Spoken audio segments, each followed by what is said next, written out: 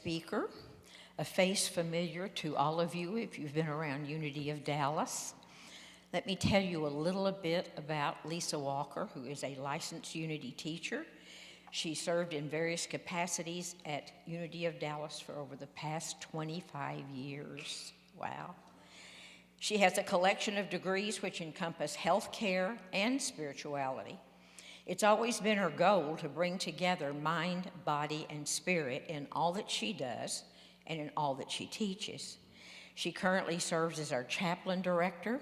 She leads our newcomer class. Let's give a warm welcome to Lesa Walker.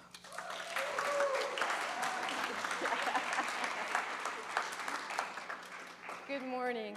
Oh, Philip, you couldn't see behind you how I was straining to not get up and dance because I take this thing called NIA, I do this thing called NIA, and one of my trainers has actually developed an entire routine around that album of Lauren Daigle's. And it's quite dramatic on that one. We're drawing our bows and arrows and we're hopping around. And, yeah, so it was really hard not to get up and dance behind you. But it would have been distraction from your beautiful voice. So thank you so much for that song. So good morning. I see a few people that have taken the Halloween challenge today. I couldn't decide if I should show up like this, or if you would not think that that was the right thing for someone talking from the front of this room, or if I should show up like this and be quite elegant. Yeah, Rudy told me that these are not Halloween masks, they're Mardi Gras masks. Nonetheless, they're what lives in our house. So I showed up as a butterfly. And I'm not talking about butterflies today, but isn't Halloween fun? It's just so much fun. They're getting ready to play with the kids out there, and the kids from the school that rents from us. And our kids are all excited about Halloween. My granddaughter, who's 4, just turned 4 yesterday, told me that her daddy's gonna be the demon, and that she and her brother and sister are gonna be the K-pop demon hunters. And I was like, I don't know what this is. So I had to get a hold of my daughter and see what she's teaching these kids. But it turns out that it's a show where it's actually really beautiful. There's these 3 women who have inherited this position of being these singers whose singing can actually create a boundary between the so-called evil that would be out there. And so that's the story that they've been watching, and it's kind of cute. So anyway, she's going to be a K-pop demon hunter, and she's going to be dressed up very cute, kind of like a little rock star. So it's a fun time of year when we get to dress up and we get to play. We get to try on different costumes. I think Asher probably has like a whole bunch, right? That kid loves to dress up, and from now until Christmas, there will be no stopping him.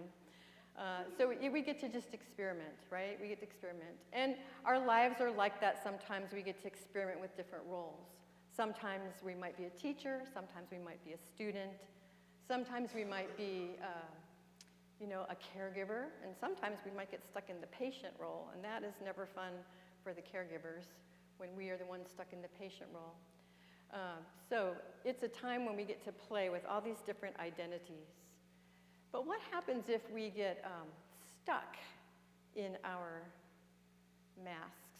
What happens if we get stuck in these masks? So this whole talk started, and I'm actually going to release this because it's hot. This whole talk kind of started, I was coming back from this 4-month adventure. Many of you know I've been on a 4-month adventure, 121 days to be exact. I'm not doing a travel log today, which I have been known to do when we get home. But I was feeling real disconnected. I was feeling real kind of disconnected, and Deb had me scheduled to speak, and I didn't know what in the heck I was going to talk about because I was just feeling apart from everything. And I read fiction for a hobby. I love reading fiction. I know I talked to one of my favorite Unity ministers, and he's like, oh, no, I never read fiction, like it was something not good or something. But I learn a lot from fiction, and this guy, Frederick Bachman, he can write human characters so poignantly and so funny, and yet he really gets at the psychology of who we are as human beings. And I read this book just as a break from reality it's a break from reality, but his books always bring reality in to my life. And it was about a group of people. There's actually a masked character who's a hostage taker who didn't mean to be a hostage taker, but now she's stuck with all these hostages and doesn't know what to do with them. And as the story unfolds, each one of these characters begins to let us in behind the masks that they're wearing. You know, the one that seems to be always nagging at her partner, she really has a deep love for her partner. She just has a funny way of showing it sometimes. The couple that's flipping houses constantly, and the wife really wants to settle down, but she doesn't know how to tell her husband. So they're all kind of hiding behind these masks. There's an overachiever who's holding it all together, barely, just about to jump off a bridge, literally.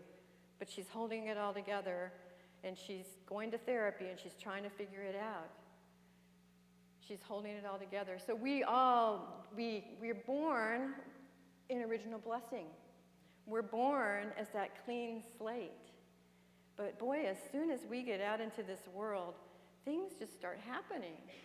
And we start developing what's going to be our masks, what's going to become the masks that we wear throughout our life. If our mom doesn't pick us up when we cry and take care of our need, something changes in us as human beings. Our divine part never goes away, but our human part starts to change. So we grow up wearing these masks. So we learn about them when we're in school, right? You might have that class clown, that person who probably got laughed at. Maybe they were a little too chubby, or they didn't have the right answer when the teacher called on them. And so they have developed this role of being the person that makes everybody laugh first at something besides themselves. They're covering up their hurt. You might have a bully who's been hit one too many times. And so he is hitting out to be the first one to hit someone else before he gets hurt again. You got that overachiever because those parents don't really recognize anything besides straight A's. You got to have 7 A's. You can't have 4 A's and 2 B's and a C. You got to have straight A's. And so that's how you get their attention and their affection. You overachieve till eventually you have 3 degrees hanging on your wall, and you've got a big career with lots of money coming in. And that becomes your identity. That becomes how you see yourself. You've got a lot of people pleasers in the world because there's so many dysfunctional parents who are always just fighting and going on at each other. And so these kids develop this kind of shape-shifting way of being in their effort to try and bring peace into that situation. I can be whoever you need to be if you'll just be happy. I'll be it. Just let me be it. If it'll make you happy, I'll be that thing. So we get stuck in these masks, multiple different masks, which I meant to have a slide on that, but this thing and I don't get along. Yeah, that's the mask at our house, which we don't wear daily. We wear other masks, right? We wear other masks in our relationships with one another. So Fillmore actually had a teaching on masks. Did you know that? He actually got a teaching on masks. Oh boy, that's hard for me to read. He says that our personality is the sum total of characteristics that man has personalized as distinct of himself, independent of others, or of the divine principle. Personality is a veil or a mask worn by man that conceals the real, the spiritual I am. And in the dictionary, it says that our personality is the traits and behaviors and attitudes that make up our character. The American Psychological Association adds to that, saying kind of what I said earlier, that it's life that kind of forms that personality. It's acted on by a complex dynamic integration of many forces. And it's a unique adjustment to life. It's how we've adjusted to what life has thrown at us.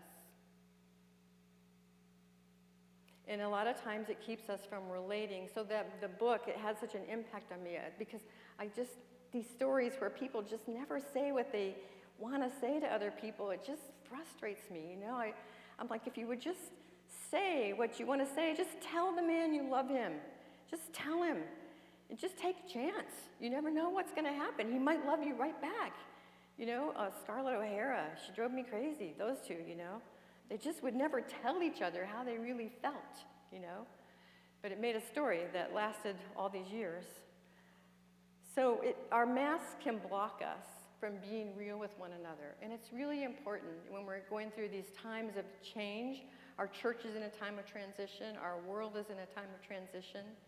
It's really important that we learn how to set aside the masks, right? That we learn how to really get down to who we really are behind those masks so that we can relate to each other from a healthy point of view. I was talking to a friend the other day who was telling me how, about an attraction to a person, and then realizing that that attraction was not at the level of spirituality. It was definitely at the level of probably the shadow self. I've got a slide in here somewhere. I'm going to skip over the next one and go to this one. Yeah, so this is where we meet each other. We can meet each other at the level of our shadow self, which is who we fear we are, stuff that we've stuffed down. And so if you meet another person and you're feeling triggered, it's very likely that one or both of you is functioning at this level. It's this subconscious level that's just kind of triggering. And it doesn't usually bring out the best in us. It doesn't usually bring out the best in us. We have our kind of pretend self, our assumed personality, the one that's been formed over the years and years of being in life. And then we have this thing called our divine self. It's our manifestation of our individuality. So I want to go back to that individuality slide, but I can't make it go. Individuality. So Emily Cady, if any of y'all are taking Deb's class, this is probably going to be, we're probably going to go back to basics with the foundations class. And Emily Cady in this book talks about individuality and personality and how they're different. So individuality seems to us these days to be interchangeable with personality. I'm so sad that Bo's not here today. I hope he's okay. Because I think of him as someone who's very individualistic. You know, he knows who he is and he shows up looking that way. And so we think of that as something that sets us apart. And that is actually a more modern usage of the word. Emily Cady and Charles Fillmore kind of went back to the ancient use of the word individuality, which is actually something that's indivisible, that can't be separated. And that's who we truly are when we are being our divine self. So she says it's a term to use to denote the real man. One's individuality is that part that never changes its identity. It is our God self. And Fillmore says it's that which characterizes one as a particular manifestation of the divine principle. Individuality is eternal. It can never be destroyed. But he's got that bit in there that says a particular manifestation. So my individuality might not look just like your individuality, even though it is my divine self. Our divine selves can look a little different because we're in human form and we've been shaped by all these different influences. But what we need to remember, Katie says, is that God is wisdom, intelligence, love, and power. And the more pronounced the manner in which any one of these qualities, these God qualities, or all of them, comes forth into visibility, the greater the individuality. So the more of your God self you're expressing, the more of your individuality you have. And the goal is to have more of the individuality and less of the personality. So the personality could probably be equated with the ego that Deb talks about a lot, the ego. And then the individuality with God, the God self. And that's a really big concept. I used a book by Paul Hasselbeck, too, when I was preparing this, called The Point of Power. He wrote it back in 2007. And one thing Paul is famous for saying, which he learned from one of his students, is that which happens in vagueness stays in vagueness. So when I say I am the Christ, that might be a little vague. It's definitely very large. It's definitely very much bigger than how I'm capable of seeing myself. I'm not really capable of seeing myself, of being all that God is. And yet we're told that we are all that God is. But that's hard for me. I don't know about you. It's hard for me to see. And I kind of think, have anyone watched Ghosts, that show Ghosts? You're missing out if you haven't watched Ghosts. But anyways, these ghosts are living in this house, and when they do something really, really super altruistic, they finally get sucked off, and they go to the heavenly place. They call it being sucked off. And I feel like if I could be all of my Christ self all at one time, I'd probably just get sucked off the planet, and I wouldn't be here anymore. So in the meantime, my goal is to figure out little pieces, little bite-sized chunks that I can be of my God self. And so,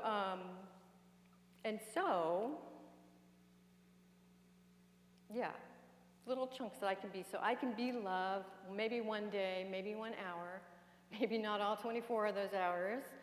I'm sure that after 4 months together, Rudy could attest to the fact that I cannot be love 24 hours a day. And he won't tell you that because he is love all the time to me. But I cannot be love 24 hours a day for 121 days straight in a row with one person.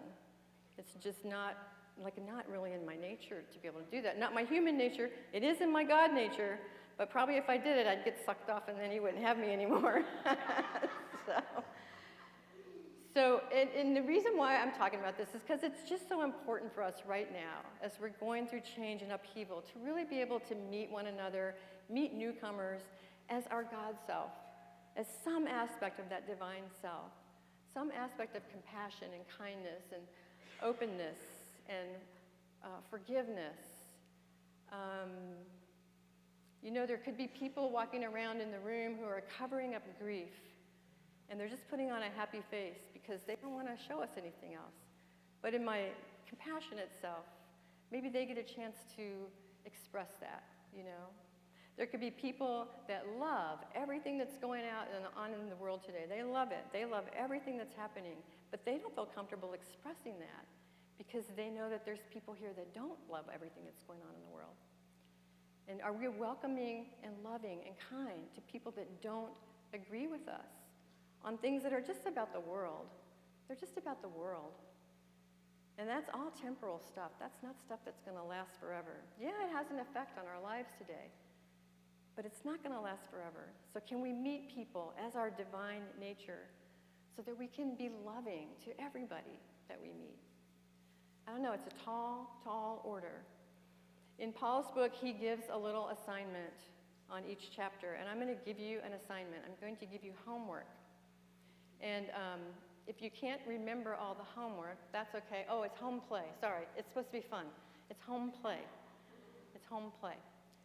It's how to help us see the light in one another. I called it Namaste Home Play because we know Namaste means the light in me beholds the light in you.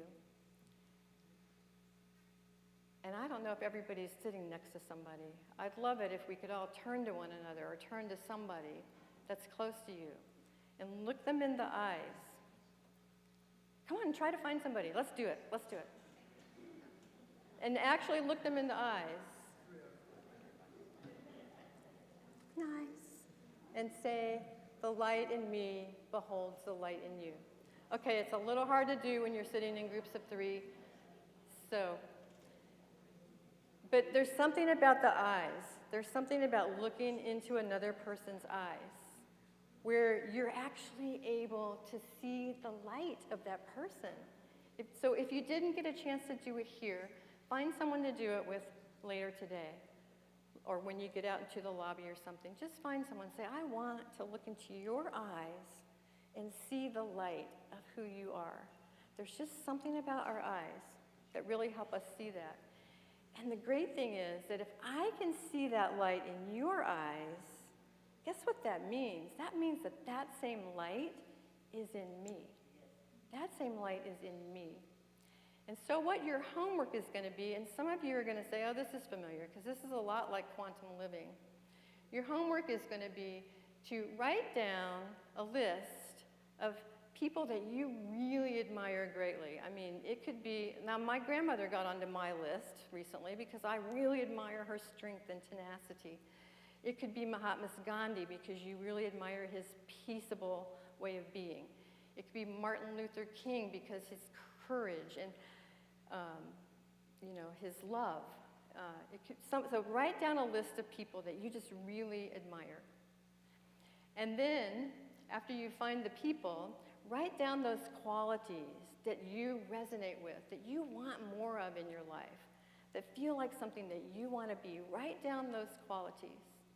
And you guys, guess what? I made homework sheets, and they're out on the next desk. So you don't have to write this down right now.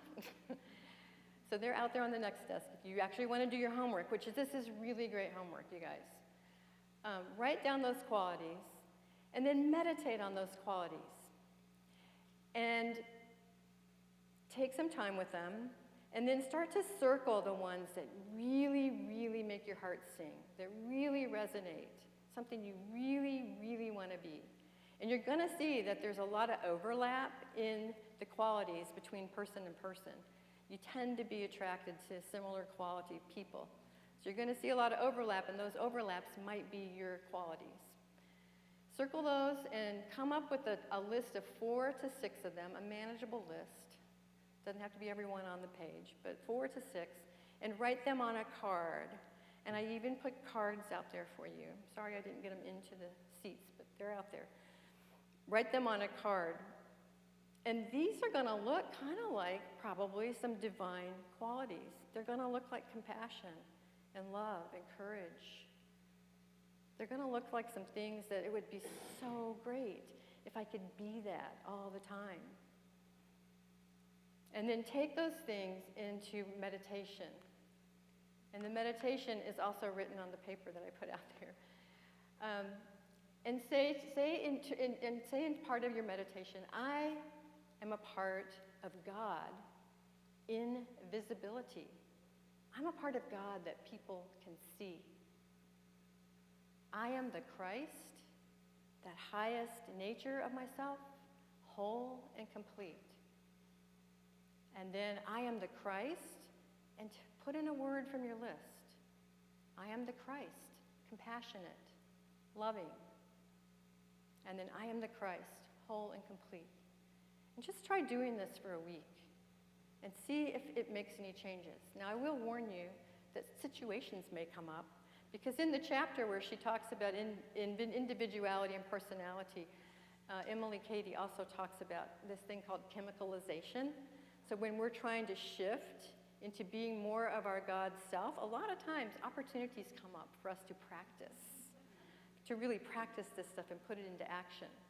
And when you come up against something like that, just think, am I going to approach this from the level of my personality, that part of me that just isn't quite healed, or am I going to make a shift into my God self and approach this incident as love, as wisdom, as strength? And just see what kind of changes that might make. And so you got homework, and there's paper out there for you to pick up and cards to write it on. Put the card somewhere where you can see it. In the quantum living work, we call this who I came here to be. So they're qualities of being. So you're not writing down people's talents and gifts and stuff like that, but qualities of being that we all have. And this is a form of doing a type of mirror work, right? If I can see it in Mother Teresa, I have it. I have what she has. If I can see it in Michelle, I have it. Michelle's got a lot of things I would like to have. I do. All right, so that's the challenge, that's the homework. So would you like to join me in a little time of meditation? If you feel comfortable, I invite you to close your eyes or soften your gaze. Feel your chair holding you. Feel your bottom just sitting in that seat, being held. And take a deep breath. A deep breath in, deep down into your belly. And as you release that breath, you begin to feel relaxation going through your body. And as the body relaxes, the mind begins to relax, to be open. Open to the God nature. Open to that within us that is all that there is, that contains all that is in the Christ.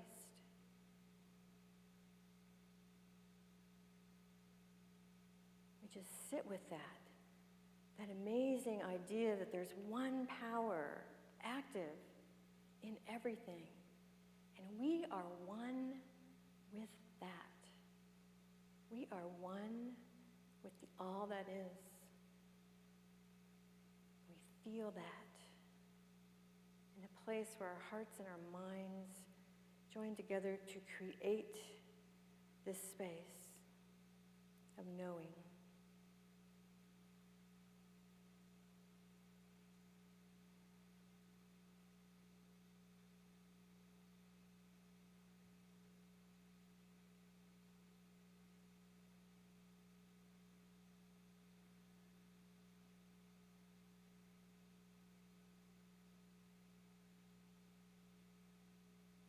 And as we experience that knowing, we realize that we have the wisdom, the strength, the love, the power to be God visible, a point of God visible to each and every person that we meet. And for that, we are grateful, so very grateful. Amen.